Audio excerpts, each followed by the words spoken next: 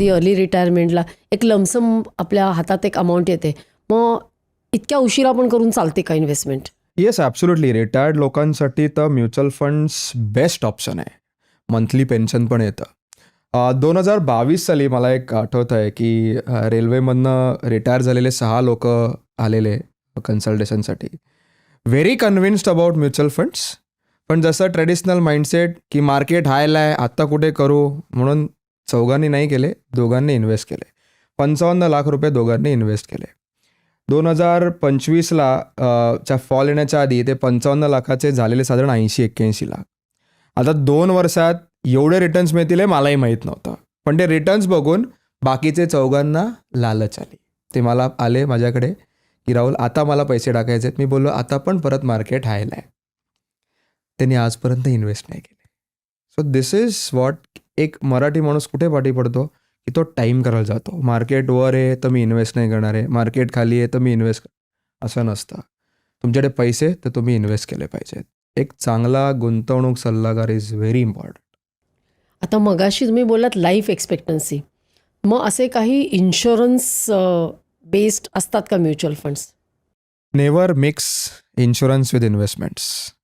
पण most mutual funds come with insurance.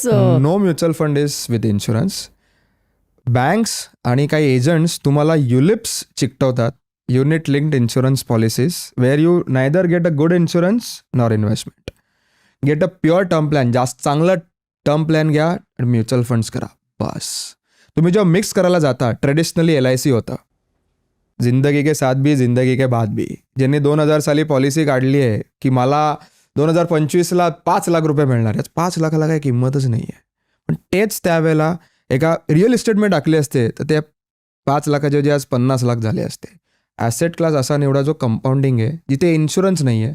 इन्शुरन्ससाठी pure term insurance घ्या की बाबा डेथ झाली तर माझ्या नॉमिनीला एक तगडा इन्शुरन्स मिळेल, इन्शुरन्स कव्हर मिळेल. इन्शुरन्स म्हणजे टर्म इन्शुरन्स आणि लाईफ इन्शुरन्स आहे. 2 प्रकारचे इन्शुरन्स आहेत. एक आहे term cover, in case of death नॉमिनीला एक लमसम अमाऊंट मिळते.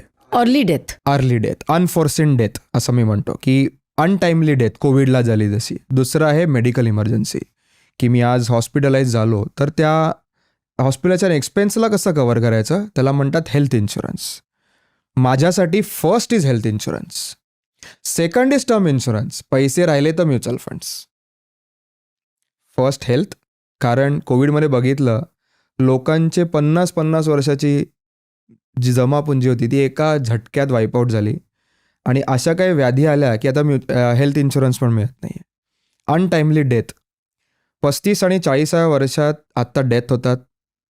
एवढे EMIs असतात की त्यानंतर spouse cannot take care of the EMIs. Get a good term insurance. एवढे कॉम्पिटिटिव्ह रेट्स झालेत. 35 वर्षाच्या व्यक्तीला 50 लाखाचा मेडिक्लेम 13,000 रुपये वर्षाला मिळतो. 50 लाखाचा मेडिक्लेम 13,000, 50 लाखाचा हॉस्पिटलचा एक्सपेन्स कॅशलेस होतो, फक्त वर्षाला 13,000 रुपये भरायचे.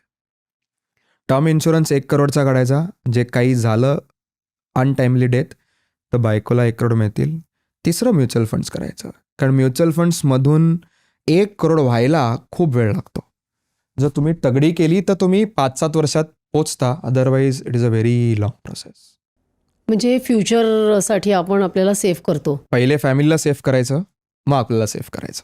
टॉप इन्शुरन्स कंपनीज कुठल्या आहेत हेल्थसाठी? हेल्थसाठी मणिपाल सिग्ना चांगली आहे, केअर चांगली आहे, HDFC चांगली आहे, टाटा चांगली आहे. ऑल कंपनीज आर गुड, मी नेहमी म्हणतो. प्रॉब्लेम काय, लोक इन्शुरन्स काढताना खोटं सांगतात. मला BP आहे मी सांगणार नाही, मला डायबिटीस आहे मला सांगणार नाही, का तर माझं प्रीमियम वाढेल. ते जर तुम्ही न करता कुठल्याही चांगल्या ॲडवायझर थ्रू हेल्थ इन्शुरन्स घेतला, तुमचा क्लेम क्लिअर होणारच आहे. तसंच टर्म इन्शुरन्सचं पण कोटक, HDFC, टाटा सगळ्या कंपनीज चांगल्या आहेत. टर्म इन्शुरन्समध्ये एक चांगलं आहे की तुमची ब्लड टेस्ट होते, सो सगळ्या गोष्टी ऑन रेकॉर्ड होतात. पण हेल्थ इन्शुरन्सला अजून ब्लड टेस्ट होत नाही, तर पेपरवर तुम्हाला लिहून द्यायला लागतं की काय काय व्याधी आहेत. त्यावेळेला लोक खोटं बोलतात आणि मग नंतर पस्तावतात. पण साधारण एक 30 वर्षाच्या व्यक्तीने कोणता इन्शुरन्स घ्यावा? 30 वर्षाच्या व्यक्तीने जाऊन मेडिकल इन्शुरन्स घ्यावा, हेल्थ इन्शुरन्स म्हणतात. येस, किती त्याचा EMI असावा? 50 लाखाचा हेल्थ इन्शुरन्स एका व्यक्तीला 13,000 रुपये पडतो. फॉर अ फॅमिली ऑफ 2 अंदाजे 20,000 पडतो. फॉर अ फॅमिली ऑफ 3 अंदाजे 24-25,000 पडतो. फॉर फॅमिली ऑफ 4 तो 30,000 पडतो. 30,000 रुपये वर्ष. पण 50 लाख पर्यंत एकही हॉस्पिटलायझेशन एक्सपेन्स आला तर तो कॅशलेस होतो. एका नाही व्यक्तीचा, पूर्ण पूर्ण फॅमिलीचा. 4 वर्ष चौघही जण 50 लाख वापरू शकतात किंवा सगळे मिळून 50 लाख वापरू शकतात. दुसरा आहे टर्म इन्शुरन्स, जो 1 करोडला आय गेस वर्षाला 7-8 हजार रुपये येईल. तो 75 इयर्सपर्यंत काढायचा असतो.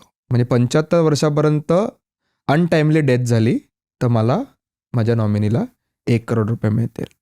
सगळ्यात बेस्ट इन्शुरन्स आहे. आज एवढी नितांत आवश्यकता आहे, एवढं लाईफ स्ट्रेसफुल झालं आहे आणि एवढ्या डेथ्स बघितल्या आहेत गेल्या काही वर्षात.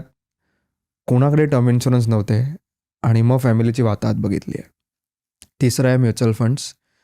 तुमचे इन्शुरन्स प्रीमियम झाले आणि सगळ्या एक्सपेन्सेस झाल्या की लोक राहिले की त्यातले पैसे इन्व्हेस्ट करतात.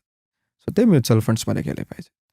सो तो 30% जो भाग आहे, जसं 100 रुपये कमवता आणि 30 रुपये सेव्ह करता, त्या 30 रुपयामध्ये प्रीमियम्स पकडले तरीही चालेल, काही प्रॉब्लेम नाही. म्हणजे त्या 30% सगळ्यात पहिले हेल्थ इन्शुरन्स, मग टर्म इन्शुरन्स आणि मग म्युच्युअल फंड.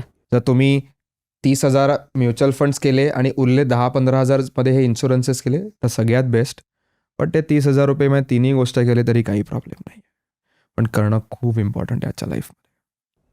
पण बऱ्याचदा मी बघते की कॅशलेस म्हणतात पण तो तसा नसतो. 100% कॅशलेस होतो. मी जसं बोललो की लोकांचे क्लेम कधी होत नाहीत जेव्हा ते खोटं बोलतात पॉलिसी करतात. कशाला खोटं बोलायचं? 4-5 हजार रुपये 10,000 रुपये प्रीमियम वाढतो, पण तो प्रीमियम न वाढण्यासाठी लोक खोटं बोलतात. एवढे मेडिकल केसेस येतात माझ्याकडे, काहीही प्रॉब्लेम येत नाही. ही क्लिप शेवटपर्यंत बघितल्याबद्दल खूप खूप धन्यवाद. संपूर्ण एपिसोड बघण्यासाठी खाली दिलेल्या लिंकवर क्लिक करा आणि सर्व काही चॅनलला सबस्क्राईब करायला विसरू नका.